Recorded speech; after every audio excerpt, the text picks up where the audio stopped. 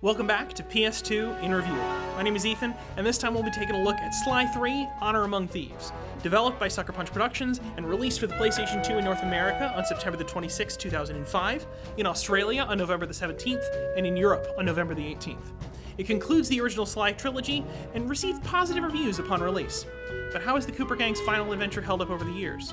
Do they go out with a bang or with a whimper? Let's find out together on this episode of PS2 in Review. Alright, let's take a look at the box for Sly 3 here. So first off, you got this neat cover, which I think is probably the most dynamic of the three North American covers, just with all of them. You know, you've got these motion lines that look great. Yeah, altogether, just a great one. I mean, Sly 2 is great because it's kind of subtle, but I like this sort of energy you've got going on here. That's great. Take a look at the back. Got these screenshots here laid out. Not as impressive graphic design-wise as the box for the third one, but I think it's still really dynamic and cool. You got that great background that's going into the back, the city skyline with the sort of village house style looking thing. That made sense as a sentence, I'm sure. Take a look at the spine. Once again, if you saw the Sly 2 video, you've already seen this, but matches up quite nicely with the box from Sly 2. So, great continuity there. Let's take a look on the inside. Once again, its own unique same city skyline art on the disc. Popping out this manual. Now, this manual does have some cool things in it, but before I get to the cool thing in the middle, which is rather noticeable, you can see that white thing popping out. This is not written in the voice of Bentley, and it's also not really in color, which I think is rather disappointing. It's got the brown, and the screenshots are in color and everything, but it just doesn't look that great, to tell you the truth. So, you know, I'll live with it, but it's not my favorite manual. It's the weakest of the three, I would say. Now, the big one, I don't really get into this in the main text of the video, but this does have a 3D option, and it came with these, like, Sly Cooper glasses. I don't have a TV that would work for this, and also I wouldn't really want to pop these out, but I just think it's kind of a neat quirk of history that this exists. You know, the 10 seconds when everybody thought 3D TVs were going to be A, a thing, and B, good. So, not so much. Not so much. But yeah, that is the box for Sly 3. Let's talk the game. Part 1. Refining an experimental design. One of my biggest complaints about Sly 2 Band of Thieves was the confused approach to linear versus exploratory design. My hope going into the sequel was for either a more open or a more linear approach to missions. Thankfully, the team at Sucker Punch must have felt this need for renewed focus, as they take the missions and the hubs and make them into two parts that work together as a refined whole. The hubs now function as both the method of traversal between levels and the set that most levels take place on. While this does mean that exploration has been de-emphasized, it also means that hubs feel a lot more like living spaces rather than a large corridor between missions. Do I miss the clue bottles? Yes. But what these hubs lack in activity, they make up for in personality. Don't get me wrong, they aren't as vibrant as, say, a Grand Theft Auto game, but it is a massive step up from previous entries. The missions themselves fix another one of my problems with Sly 2, the problem of naked structuralism in a game about creative thieves. In Sly 2, you go to 8 hubs and do functionally the same thing in roughly the same order almost every time. Sly 3 actually doesn't change the structure. Instead, it dresses up that structure with polished set pieces and several small touches that make the structure fade into the background and bring the narrative to the foreground. Missions now take place across 3 different in-game days. This makes the 3-act structure both more obvious and more logical. Well, we have to be done with the preparation missions. After all, it's getting late. Also benefiting from a fresh coat of paint is Bentley and Murray, who both now have unique methods of navigating these hub worlds. Bentley can now do a triple jump with his wheelchair rocket pack, and Murray has a kind of super cannonball bounce move. Giving the two of them unique movesets bypasses a problem that was so prevalent in Sly 2, namely that the world felt designed for Sly and not for Murray or Bentley. This time, however, I was positively reminded of a future game in Sucker Punch's catalog, Infamous Second Son, and the variety of navigation methods provided by that game's 4 power sets. Sly himself hasn't changed much since the last game. His movement is still more robust than either Bentley or Murray, but that is to be expected since he is the star of the show. In addition to the core 3, there are 4 other playable characters only available within certain missions. None of these new characters has particularly novel movement mechanics, each relies on one weapon or ability and almost nothing else. Carmelita is playable for the first time in the series and has her stun gun. The Guru can possess enemies and make them run full tilt in any direction. The Panda King can shoot fireworks out of a special backpack. And Dimitri has 2 levels focused on scuba diving. These are all welcome additions to the gameplay, and aside from the jankiness of Dimitri's diving missions, I don't have any real complaints. The only major mechanical problem in Sly 3 is a problem present in the entire franchise. Melee combat has never felt all that fun. Sly and Bentley are both strong in stealth, but weak in hand-to-hand combat. This makes melee combat a chore that goes on for too long if you're forced to fight as either character. Murray, on the other hand, is physically powerful to the point that fighting with him is so easy, it barely warrants thinking about. Combat has always been the redheaded stepchild of the series, and part of me hoped that this game would address that problem. Instead, newfound emphasis has been placed on creating novelty through fast-paced set-piece missions. If you've seen my previous videos about the Sly franchise, you'll remember that I haven't cared for what felt to me like tacked-on vehicle sections, turret battles, or other half-hearted attempts at mixing up the rhythms of gameplay. Sly 3, I am happy to report, has finally figured out how to make these levels fun and engaging. Sly 2 had the disadvantage of having to reinvent the structure of Sly Cooper from the ground up. Sly 3 can build off of that structure by focusing on making what would be gimmicky missions into polished, fresh expressions of the Cooper Gang's various skills. The boat chase in the opening chapter, the fight with General Zhao in the treetops, and captaining a pirate ship are all well-balanced and fun. Don't get me wrong, there are still a few poorly executed missions. Driving with the RC car is just as bad as it was in Sly 1. On the whole, though, I was impressed with the quality across the board. Mechanically, these missions feel great. The whole game feels great. The story, on the other hand, has a very different arc and quality. Sly 3 follows Sly's attempts to break into the Cooper family vault. Since the death of Sly's parents, the vault, and the island it sits on, has fallen into the hands of the evil Mr. M, a villainous monkey who worked with Sly's father.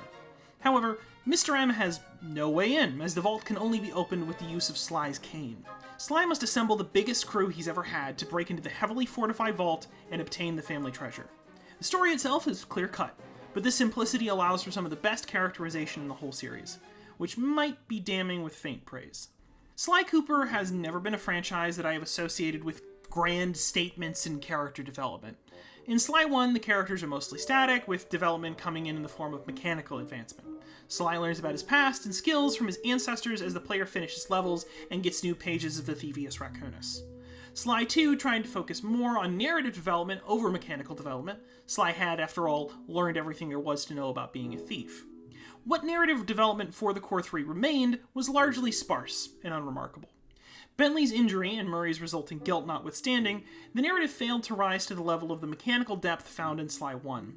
Sly 3 isn't exactly Shakespeare, but it does give all 3 of its leads recognizable arcs, and as a video game made in 2005, I will take it. Sly, for his part, learns, albeit abruptly, that he cares more about a potential relationship with Carmelita than he does his family treasure. Murray learns to move past the guilt he carries for not preventing Bentley from getting hurt at the end of the last game, and Bentley learns to be more confident, and as a result, starts a relationship with Penelope, a mouse tinkerer who joins the gang in Episode 3. If I was feeling charitable, and for the moment I am, I would say there are similar arcs in the previous games, but the arcs in Sly 1 and 2 never meshed with the mechanics as well as they do here. Because the mechanical objective of most episodes is to recruit a new member to the gang, most of the narrative energy becomes about that person. This blend makes both the mechanics and the characterization feel much greater than the sum of their parts. I should emphasize that the uptick in quality characterization is really only true for the protagonists, and not even all of them. The villains in particular suffer from a lack of screen time. In a change from Sly 2, the focus for each episode is no longer the antagonist, but the new recruit. This shift in focus means their characterization has gotten comparatively sparse, and leads to most villains feeling forgettable. The exception to this rule was, for me, the pirate Lafouille, who is voiced by David Scully giving a hilarious performance. You're now promoted to Captain of the Guard. Thank you, sir. Double the patrols and keep an eye out. There's the storm blowing in. I'll be just inside torturing the prisoners. Call out if you need help. This is the exception that proves the rule, however. Most villains are beset with weak characterization, emblematic of Sly 1 villains, if anything. Poor character development is merely the symptom of a greater writing problem that pervades Sly 3 from almost the beginning of the game. Part 2. Racist Stereotypes as a Writing Shortcut. Okay, hold your horses. Before you click off this video because the woke have ruined your childhood, First of all, and I sincerely mean this, get a life. But second of all, I am not here to rewrite history or say anything any reasonably educated critic couldn't have said at the time of the game's release. 2005 was only 20 years ago, and it's not like no one knew what a racist stereotype looked like back then. I am not going to speculate as to why no one, in the reviews that I'd read at the time, pointed out these things when the game came out.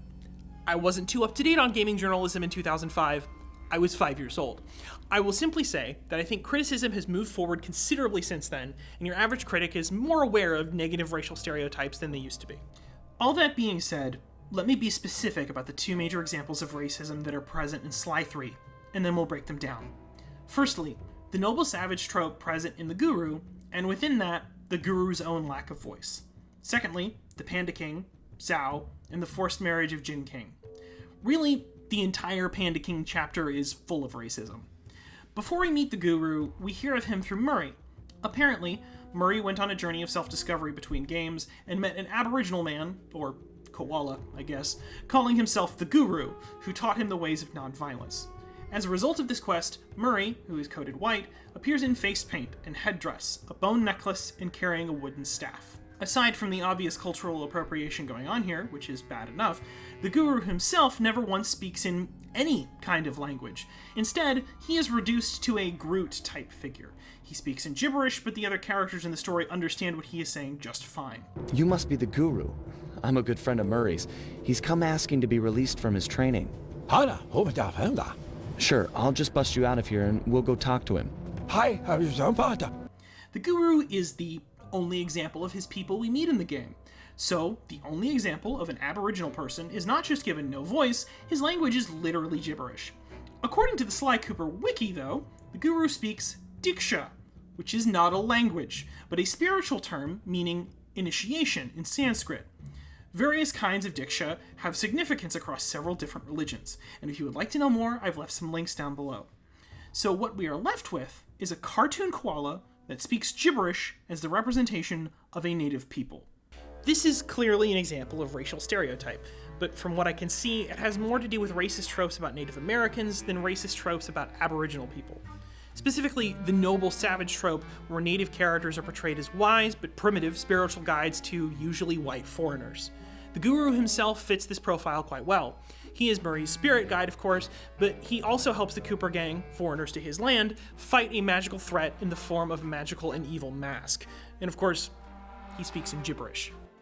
On its own, the Guru character is a lazy, racist caricature, but the Guru does not exist bereft of context.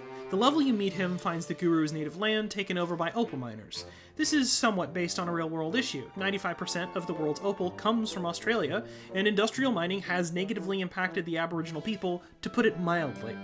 The opal miners are villains doing colonialism against the Guru and his people.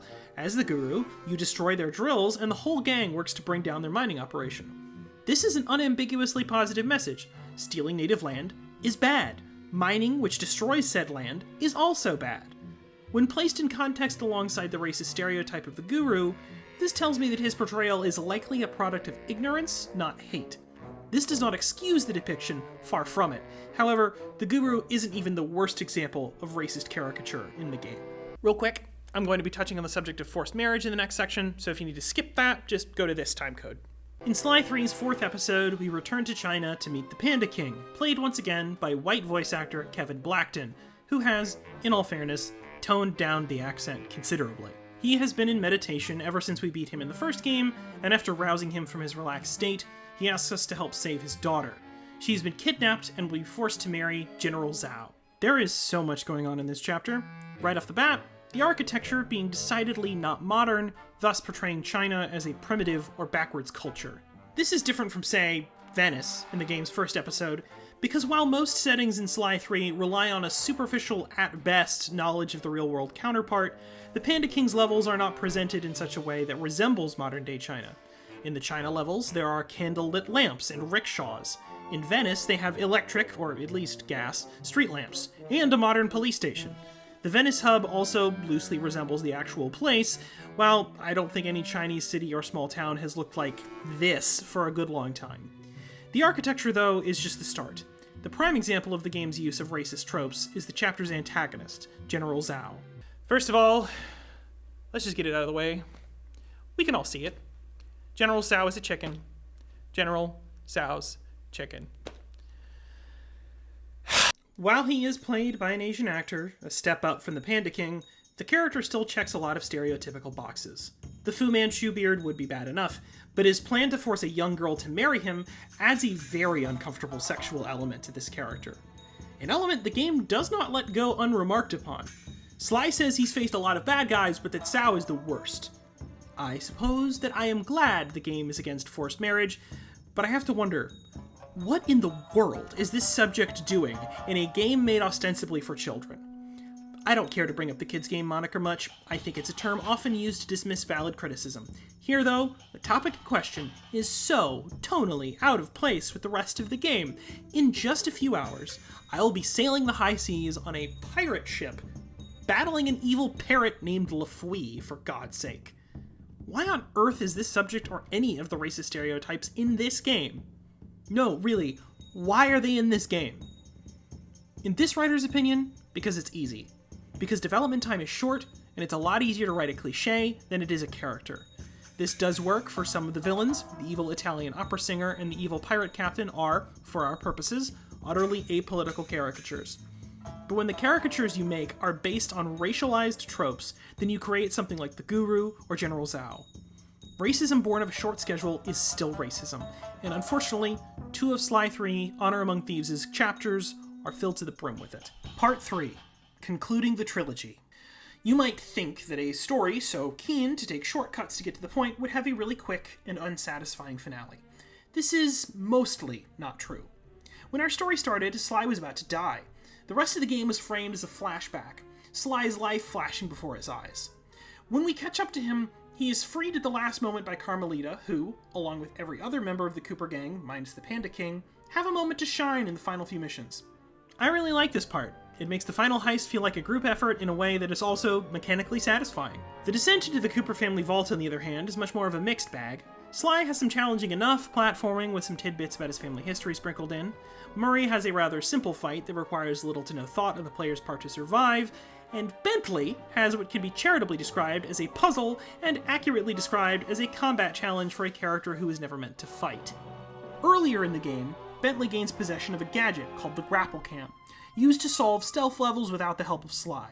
It has a grappling hook that allows it to move around and a self-destruct feature that can be used to incapacitate guards.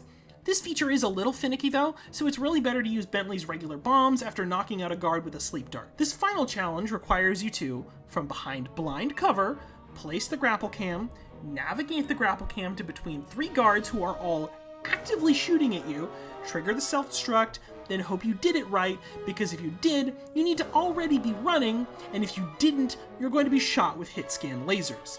Also, guards you blow up will be replaced by an infinitely respawning number of available replacements, so you had better do it right the first time, or your run across the room will be a short one. I hated this section. It made me angrier than anything in the franchise since the car races in the first game. This section isn't hard. It isn't challenging. It's poorly balanced in a way that results in frustration. The difference between a Dark Souls boss and, say, this, is that Dark Souls bosses have, by and large, been meticulously tuned and tested so that if you lose, it is due to a lack of mechanical power or player reflexes, not a lack of attention on the developer's part. By and large. You're probably wondering why I'm going so hard on this particular section, and it's because mechanically speaking, the game has been stellar up to this point. I have very few complaints about the game from that perspective, but this part just drove me absolutely nuts. Eventually, I made it through, and, after a brief boss fight, I arrived at the final cutscene. Sly defeats Mr. M, but sustains a head injury in the process. Sly appears to have lost his memory, and when he asks her who he is, Carmelita tells him that he is her partner. The pair of them become a couple, and Sly stops being a thief. Good job, Carm! Even women can be creeps in this franchise. That's feminism! But Sly hasn't lost his creepy touch either. He hasn't really lost his memory, you see, and leaves a sign for his friends that leads them to a back door to the Cooper family vault. Everyone is rich now! Yay! Bentley and Penelope end up together, Murray becomes a racer, so I guess all of the racing missions are actually foreshadowing and therefore good now. The Guru becomes a Beatles joke. Google it. If you don't get it, I'm not explaining it. The script is already too long. For his part, the Panda King becomes a helicopter parent. Dimitri becomes a professional diver. Everyone gets their own happy ending. Bentley tells us that he's now building a time machine. Sly winks at camera. Cut to credits. Part 4. Conclusion. So, that's it. That's the end of the Sly trilogy. Sanzaru Games would make a fourth entry, Thieves in Time, for the PlayStation 3 and PlayStation Vita. That game had its own set of problems, and apart from an HD re-release of the trilogy on the PS3, no one else has returned to the franchise since. Or they hadn't until the original trilogy got re-released on the PlayStation Store in June of 2024. Does this signal a new entry? Sucker Punch is playing it coy, but it might be interesting to see them revisit the series with all the experience they've gained over the years. Personally, I just want to see them re-release Infamous 1 and 2, but I digress. The Sly Cooper trilogy is a fascinating experience. It is relentlessly experimental and iterates rapidly from title to title. Throughout that experimentation, it maintains solid mechanics, gorgeous visuals, and incredible music. My main problem has always been the narrative, which is often rather thin on the ground at best. Sly 3 is, mechanically speaking, a worthy conclusion to the franchise. It pushes the gameplay in all the right places and is the most fun in the series for me. Narratively, it has some strengths Sly 2 doesn't have, but its glaring flaws with regards to stereotype and racist writing keep it from rising to the level of its peers. But what did you think of Sly 3 Honor Among Thieves? Let me know in the comments, and stay tuned for more PS2 in review. Man, the comments are going to be fun on this one.